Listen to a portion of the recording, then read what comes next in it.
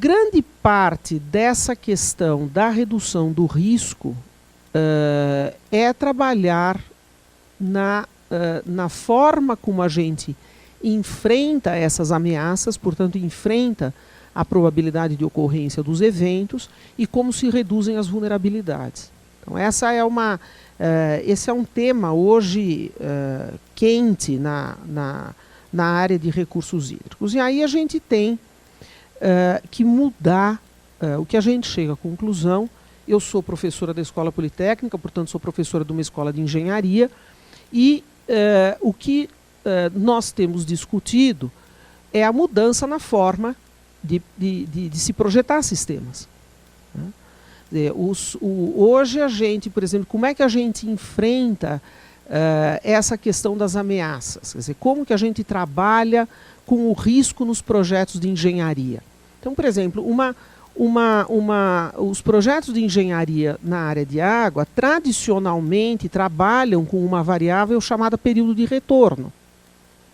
Então, o que é o período de retorno? É a probabilidade de ocorrência do evento. Agora, trabalhar com o período de retorno será suficiente no século XXI? Não.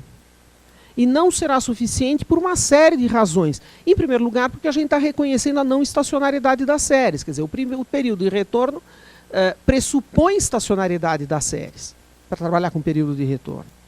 E a gente está observando a não estacionariedade das séries.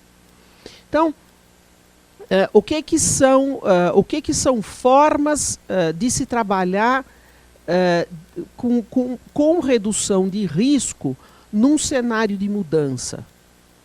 Cenários. Se trabalhar, fazer projeto em cima de cenários. Eu vi um exemplo muito interessante, como foi feita como foram projetadas as novas obras de proteção de New Orleans depois do Katrina.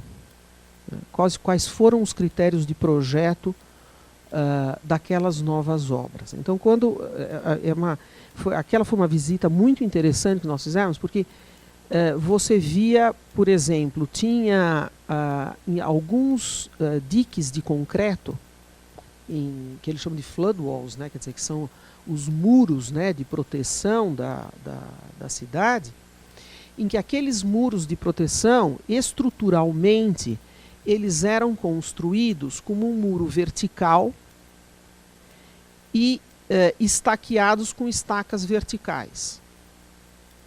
Então, esses muros, resistiram durante muito tempo. E no Katrina, eles caíram. E parece óbvio, né, é fácil ser engenheiro de obra pronta, parece óbvio que você tem um muro vertical com uma estaca vertical, vem uma pressão da água e o muro tomba. Não parece óbvio isso? Por que diabo eles projetaram um muro daquele jeito?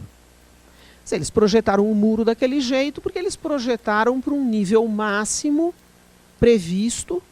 Neste nível máximo previsto, aquela altura de muro, aquela espessura de muro, aquela profundidade de estaca era suficiente para impedir que o muro tombasse, só que vem um nível d'água maior. E o muro não resistiu a esse esforço.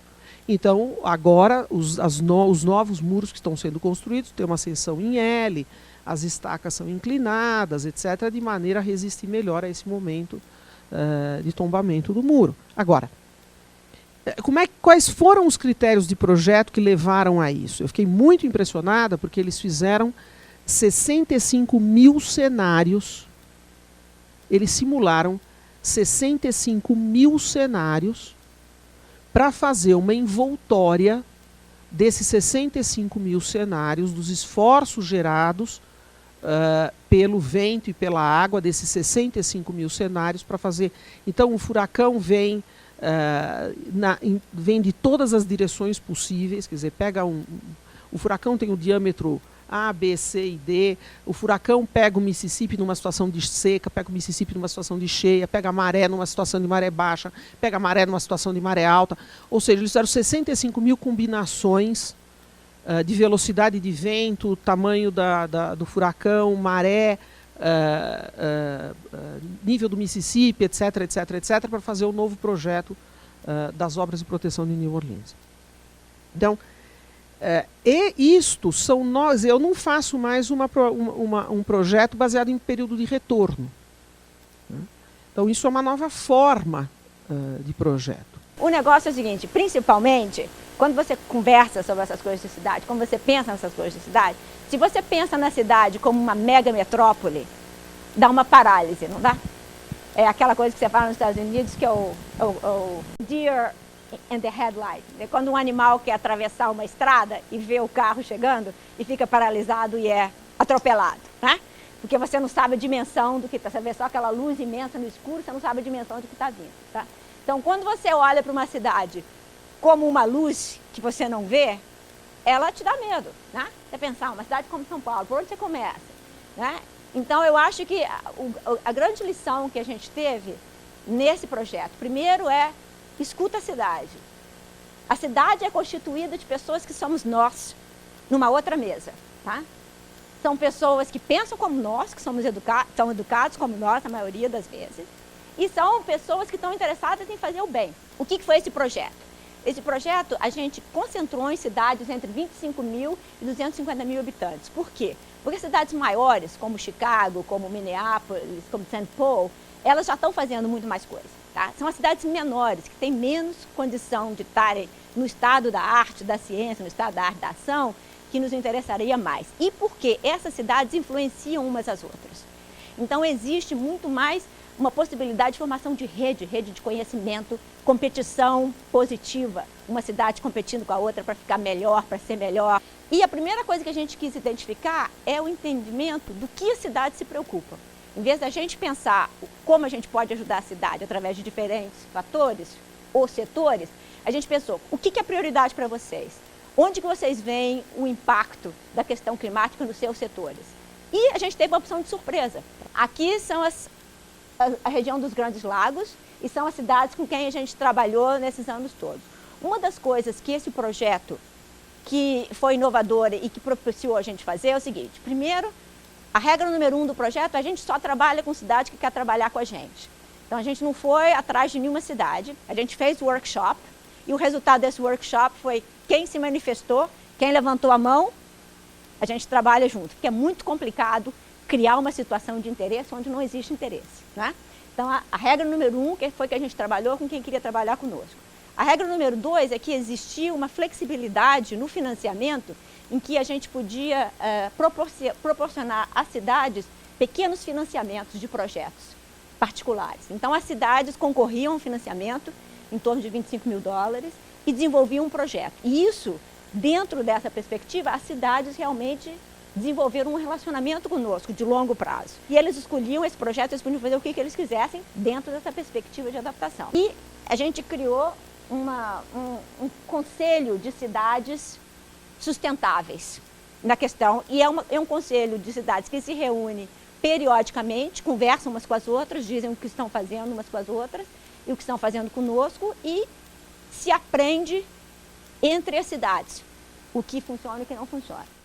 Passando por isso tudo pelo problema da biodiversidade, ou seja, a fauna e a flora como elementos de equilíbrio, a fauna e a flora como um elemento da paisagem onde a gente poderia resgatar novamente nas áreas dos mananciais e ir trazendo para as cidades esse conceito que o caipira tinha.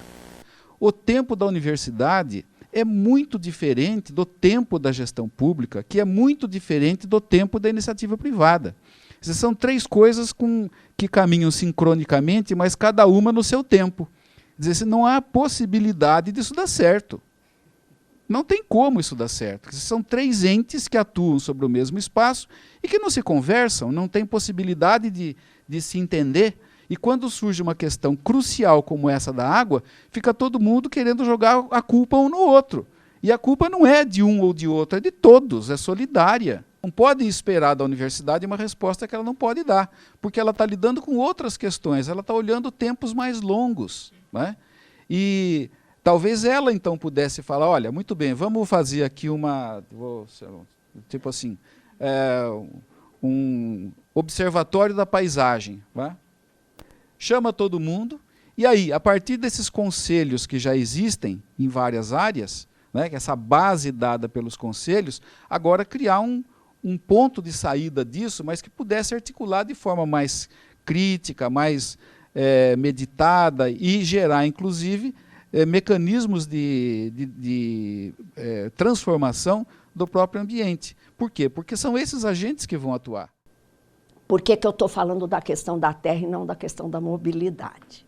Nós tivemos, nos últimos anos, um aumento obsceno do preço do metro quadrado. Porque o aumento do preço do metro quadrado não tem controle. Quando a periferia se alastra, as viagens aumentam. Então, gente, mobilidade tem que ser discutida à luz do uso e da ocupação do solo. E uso e ocupação do solo é o grande problema no Brasil. Nós vivemos por pitadas. Pitadas. Lá em tal lugar tem uma solução assim, alguém vai lá e viu, vem correndo e propõe aqui.